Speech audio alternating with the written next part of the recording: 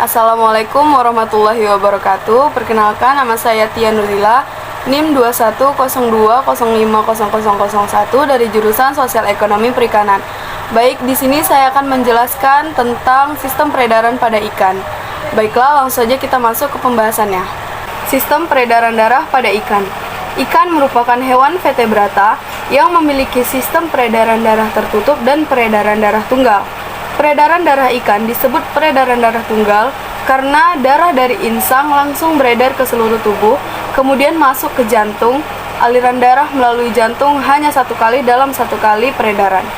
Sistem organ peredaran darah pada ikan terdiri dari jantung, konus arteriosus, arteri, vena, dan kapiler. Yang pertama, sistem peredaran darah pada jantung.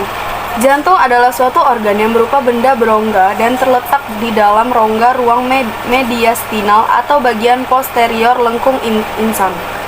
Organ ini merupakan suatu pompa yang terdiri atas otot licin yang secara ritmis berkontraksi untuk memompa darah dari vena ke arteri. Jantung pada ikan dibangunkan oleh dua ruangan yang terletak di bagian posterior lengkung insang, di bagian depan rongga badan, dan di atas isthmus. Kedua ruang tersebut ialah atrium atau auricle yang berdinding tipis dan ventricle yang berdinding tebal. Ruangan ini berurutan dari belakang ke depan, yaitu sinus venosus, atrium, ventricle, dan conus arteriosus.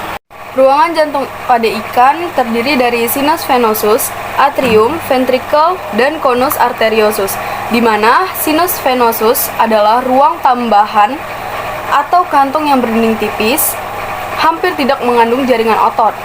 Atrium, ruang tunggal yang dindingnya relatif tipis, terletak anterior dari sinus venosus. Ventricle, ruang berdinding tebal berotot, menerima darah hanya dari atrium saja dan memompakan darah melalui aorta ventral ke insang.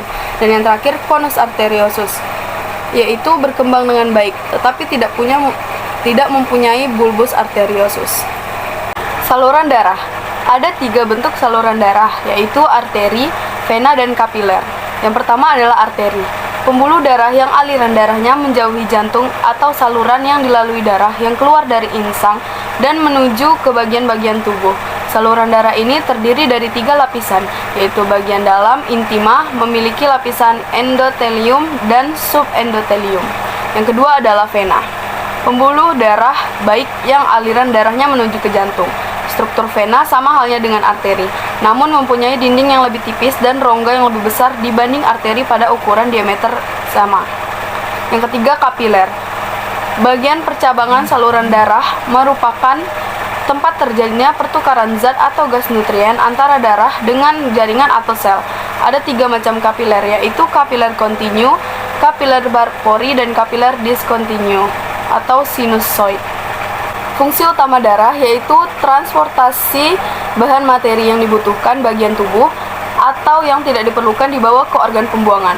Darah juga menjaga masuknya bahan penyakit, memperbaiki bahan jaringan yang rusak, mengantarkan bahan pertumbuhan, dan membawa oksigen ke jaringan-jaringan tubuh. Berikut adalah bagan peredaran darah pada ikan. Mekanisme peredaran darah pada ikan. Dari darah ke sinus venosus, ke atrium, ke ventricle, lalu ke conus arteriosus, ke insang, pertukaran CO2 dengan O2, lalu ke darah, dan ke seluruh tubuh. Sel-sel darah. Darah terdiri atas sel-sel dan cairan darah atau plasma. Sel-sel darah terdapat dalam plasma yang terdiri dari 3 macam, yaitu eritrosit, lektosit, dan trombosit. Organ pembentuk darah. Beberapa organ pada ikan dapat membentuk darah. Pada stadia embrio, saluran darah dapat menghasilkan sel-sel darah. Pada ikan dewasa, sel-sel darah masih dibentuk di permukaan saluran darah. Namun, pusat-pusat pembentukan sel-sel darah lebih nampak.